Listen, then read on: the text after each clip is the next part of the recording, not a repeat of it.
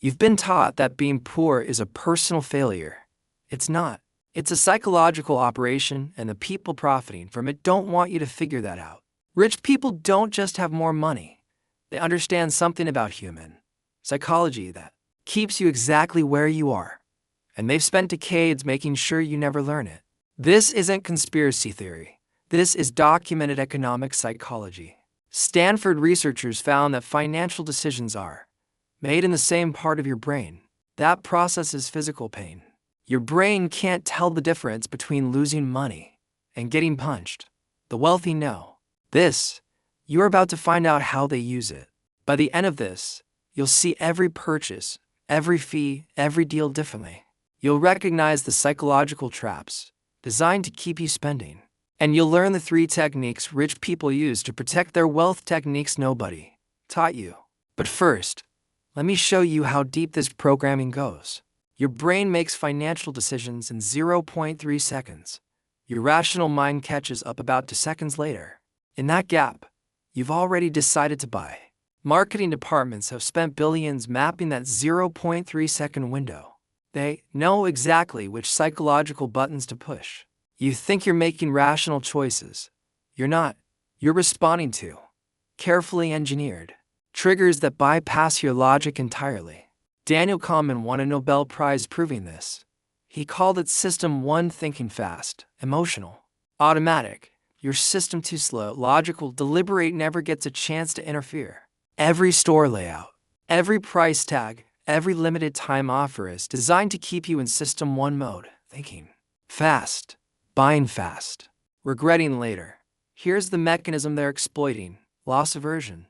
Your brain feels losses twice as intensely as gains. Losing $20 hurts more than finding $20 feels good. Improved people will take bigger risks to avoid losses than to achieve gains. This isn't weakness. This is neuroscience. Rich people know this. So they've built an entire economic system around triggering your loss aversion response. Watch how it works. Sale ends tonight. Your brain doesn't process save money. It processes lose opportunity. That's loss aversion. Only 3 left in stock.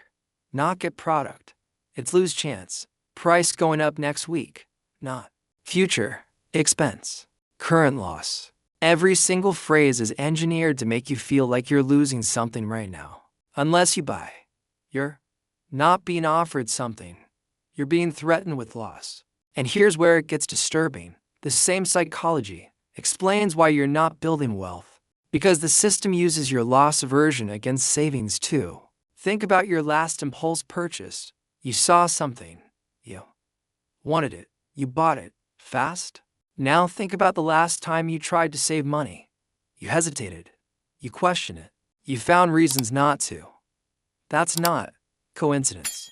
Spending gives immediate gratification, your brain's reward system fires. Saving gives delayed gratification, your brain feels immediate loss. You just gave up money and got nothing you can see or touch. The wealthy have trained themselves to reverse this. They feel loss when spending, gain when saving. You've been conditioned to feel the opposite. That's not accident. That's design. Let me show you the historical blueprint. In the 1800s, American company towns paid workers in company script currency only valid at company stores. Workers couldn't save real money, couldn't build wealth, couldn't leave. The psychology was simple: create a closed loop where money flows one direction, from worker to owner. Always. Company towns are legal now, but the psychology isn't. It evolved. Credit cards appeared in the 1950s, marketed as convenience. The real psychology: make spending painless. Researchers found people spend 83% more when using cards versus cash. Why? Cash creates immediate loss pain. You see it leave your hand. Cards delay that pain. By the time the bill arrives, the purchase is disconnected from the pain. Your brain never learns to associate buying with losing. Rich people know this. That's why they use cards for points but pay in full monthly. You're using cards and carrying balance. That's the difference. They've hacked the psychology. You're still trapped in it. 2008 financial crisis. Banks sold subprime mortgages using anchoring bias. Show someone a $500,000 house first. Suddenly 300,000 feels cheap. It's not cheap. It's anchored against artificial comparison. Adjustable rates started low, anchoring you to affordable payment. When rates adjusted up, your brain still anchored to that first number. Felt like loss, not reality. Millions foreclosed because their brains were anchored to psychological tricks, not financial math. Banks knew exactly what they were doing. Internal memos prove it. They called risky borrowers targets, not people, targets, because they knew the psychology would override the math. You might think you're smarter now. You're not. The tricks just evolved. Subscription services, Netflix, Spotify, gym memberships, Dollar Shave Club. Average American has 6.7 subscriptions. Adds up to $273 monthly. That's $3,276 yearly. Most people underestimate by half when asked. Why? Because 9.99 doesn't feel like money. That's anchoring to single digits. Your brain dismisses it. But 9.99 times 12 is $120. Times 6 subscriptions is $720. Add the ones you forgot, make it 8. That's $960 yearly on things you barely use. Rich people audit subscriptions quarterly. You don't. That's not laziness. You've been psychologically conditioned to ignore small recurring charges. They add up to your wealth gap. Free shipping over $35. You need one item for $20. You add $15 of stuff. You don't need to save $5 on shipping. You just spent $35 to save $5. That's not math. That's threshold manipulation. Retailers studied the exact dollar amount where your loss aversion for shipping cost overrides your logical assessment of total spending. For most people, it's 4.99 to 6.99. So they set thresholds just above your cart value. You're being played every single time. Your bank, overdraft fees. Average fee is $34. Banks made $11.68 billion in overdraft fees in 2019. Who pays? Them, not rich people. They have buffer balances. You pay them when you're already short on money. The system extracts more. This is an accident. Banks could decline transactions at no fee. They choose not to. Because financially stressed people in System 1 panic mode don't check balances before every swipe. That's the psychology they're exploiting. Your financial anxiety makes you sloppy. Your sloppiness makes them rich. Let's go granular. Your day. Coffee shop. Small is 3.50. Medium is for 0.00. Large is for 0.25. Which do you buy? Most people buy medium.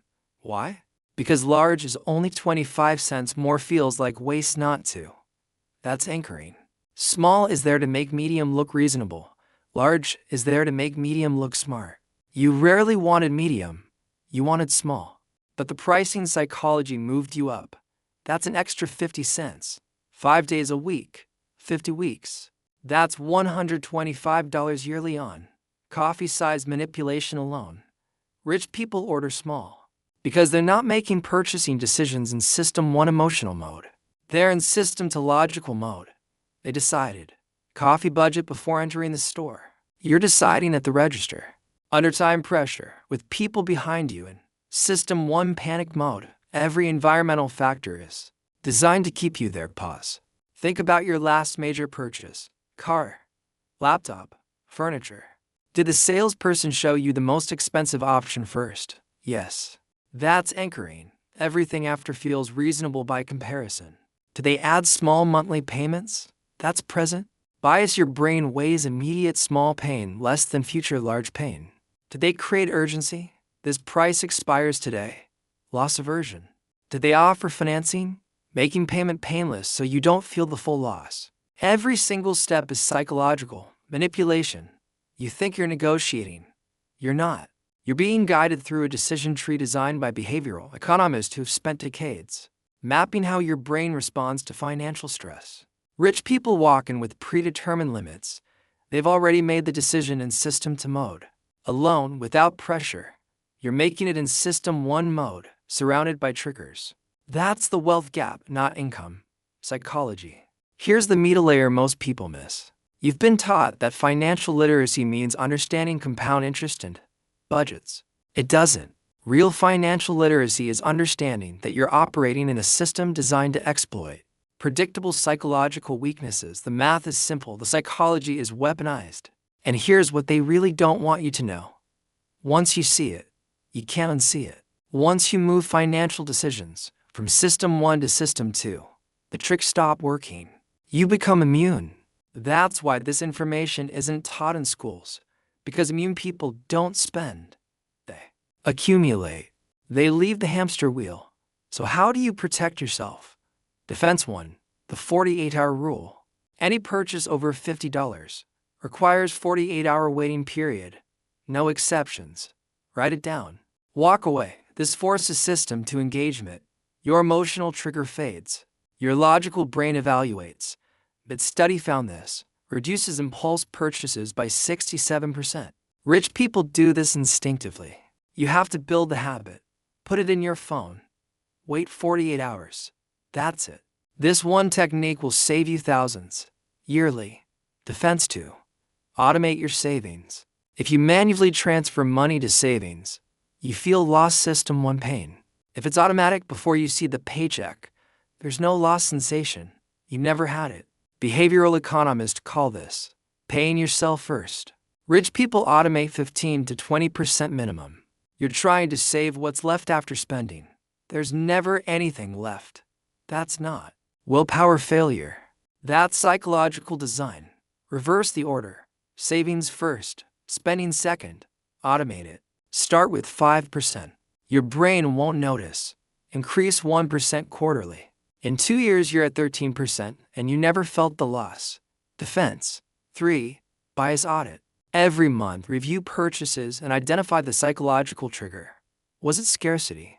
Loss aversion? Anchoring? Social proof? Write it down. Your brain learns to recognize patterns. After 3 months, you'll catch triggers in real time. Oh, they're using scarcity on me. The awareness breaks the spell. This is what rich people's parents taught them at dinner tables. You're learning it now. Better late than never.